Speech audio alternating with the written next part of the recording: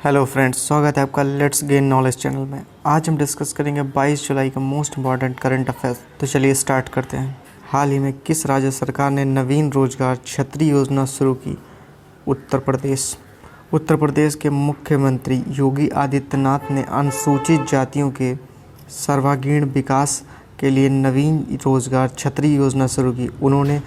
उन्होंने पंडित दीनदयाल उपाध्याय स्वरोजगार योजना के तहत 3,484 लाभार्थियों को ऑनलाइन 17.42 करोड़ की वित्तीय सहायता भी हस्तांतरित की और रायबरेली, गोरख, बस्ती, मेरठ, आजमगढ़ और मुरादाबाद जिलों के कुछ लाभार्थियों के साथ वीडियो कॉन्फ्रेंसिंग के माध्यम से बातचीत की। राज्य सरकार लोगों को आत्मनिर्भर बनाने के लिए वित्तीय मदद बढ़ा रही है। Next question. हाल ही में मोरिशाना काइट और मारियाना वर्दिनाइनिस किस पुरस्कार के विजेता बने हैं? नेल्सन मंडेला पुरस्कार। गिनियन डॉक्टर मोरिशाना काइट और ग्रीस की मारियाना वर्दिनाइनिस को 2020 नेल्सन मंडेला पुरस्कार से सम्मानित किया गया। संयुक्त राष्ट्र महासभा के अध्यक्ष तिजानी मोहम्मद बंदे ने पुरस्कार के विजेताओं की घोषणा की, जो उन व्यक्तियों को सम्मानित करने के लिए दिया जाता है जो मानवता की सेवा के लिए अपना जीवन समर्पित करते हैं। काइट अफ्रीका में महिलाओं के खिलाफ हिंसा को समाप्त करने के प्रयासों में एक अग्रणी व्यक्ति हैं, जिसमें फीमेल जेनिटल म्यूटिलेशन भी शामिल है। उन्हें अपने कामों के लिए कई अंतर्राष्ट्रीय मानवीय पुरस्कार मिल चुके हैं। वर्दनाइनिस पिछले 30 वर्षों से बच्चों को होने वाले कैंसर के खिलाफ लड़ाई में शामिल हैं और उनकी मेहनत से हजारों बच्चे ठीक हो चुके हैं। नेल्सन मंडेला पुरस्कार, जो हर 5 साल में प्रदान किया जाता है और उन व्यक्तियों को मान्यता देता है जो संयुक्त राष्ट्र के उद्देश्यों और सिद्धांतों को बढ़ावा देते हुए मानवता की सेवा के लिए अपना जीवन समर्पित करते हैं, जबकि नेल्सन मंडेला के जीवन और सामंजस्य राजनीतिक बदलाव और सामाजिक बदलाव का सम्मान करते हैं।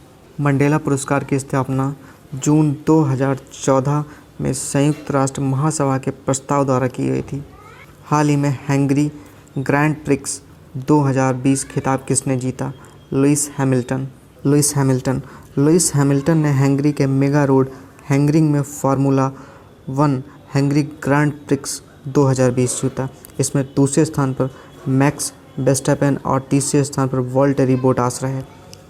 Hungary grand prix 2020 formula 1 world championship की तीसरी रेस थी।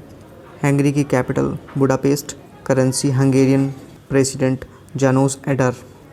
हाल ही में बॉलीवुड के रजत मुखर्जी का निधन हो गया। वे कौन थे? निर्देशक। उन्हें 2001 में रिलीज़ हुई प्यार तूने क्या किया और विवेक ओबराय और अंतरा माली अभिनीत सड़क जैसी फिल्मों के निर्देशन के लिए जाना जाता था, जो 2002 में रिलीज़ हुई थी। हाल ही में प्रख्यात गणितज्ञ का निधन हो गया। उनका नाम C.S. शेषरात्रि। स्वतंत्रता के बाद के समय के सबसे प्रख्यात भारतीय गणितज्ञ प्रोफेसर C.S. शेषरात्रि का निधन हो गया। वह चेन्नई गणित संस्थान के संस्थापक और निदेशक एमेरिटस थे, जो भारत में गणित के अध्ययन के लिए एक ही संस्थान है। प्रोफेसर शेषरात्रि को अलजेब्रिक ज्योमेट्री में उनके काम के लिए जाना जाता है। शेषरात्रि कांस्टेंट इन अलजेब्रिक ज्योमेट्री उसके नाम पर रखा गया है। वे 2009 में देश के तीसरे सबसे बड़े नागरिक सम्मान पद्म भूषण के प्राप्तकर्ता भी थे। हाल ही में जर्मनी के किस फॉरवर्ड फुटबॉलर और विश्व कप विजेता ने रिटायरमेंट का ऐलान किया है? आंद्रे सूरले। जर्मनी फॉरवर्ड खिलाड़ी और विश्व कप विजेता टीम के सदस्य आंद्रे सूरले ने फुटबॉल से संन्यास लेने की घोषणा की है। उन्होंने 2014 में अपने देश के लिए फीफा विश्व कप जीतने में अहम भूमिका निभाई थी। उन्होंने जर्मनी के लिए खेले 57 मैचों में कुल 22 गोल किए। इसके अलावा वे 2013 से 15 तक चेल्सी के लिए खेले और 2015 में प्रीमियर लीग विजेता पदक भी जीता। हाल ही में स्ट्रीट वेंडरों के लिए किस मोबाइल ऐप का शुभारंभ किया गया? आत्मनिर्भर निधि।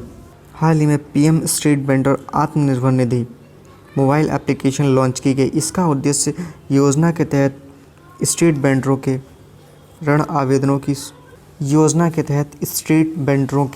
ऋण आवेदनों की सोर्सिंग और प्रोसेसिंग के लिए ऋण प्रदाता संस्थान एलआई और उनके फील्ड कार्यकर्ताओं को अनुकूल डिजिटल इंटरफेस प्रदान करना है।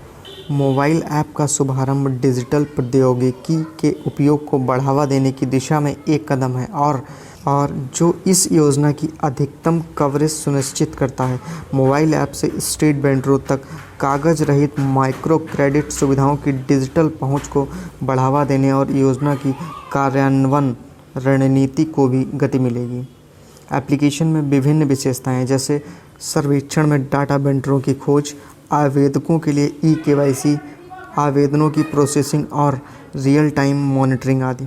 आवास और शहरी मामलों के मंत्रालय द्वारा स्ट्रीट वेंडरों को सस्ते वर्किंग कैपिटल लोन प्रदान करने के उद्देश्य से प्रधानमंत्री स्वनिधि शुरू की गई, ताकि कोविड-19 लॉकडाउन के कारण प्रतिकूल रूप से प्रभावित होने वाले वेंडर अपनी आजीविका को फिर से शुरू कर सकें। हाल ही में विश्व शतरंज दिवस कब मनाया गया? 20 जुलाई को। संयुक्त राष्ट्र द्वारा हर साल 20 जुलाई को वर्ल्ड चेस डे मनाया जाता है। यह 1924 में पेरिस में की गई इंटरनेशनल चेस फेडरेशन की स्थापना को चिन्हित करने के लिए मनाया जाता है।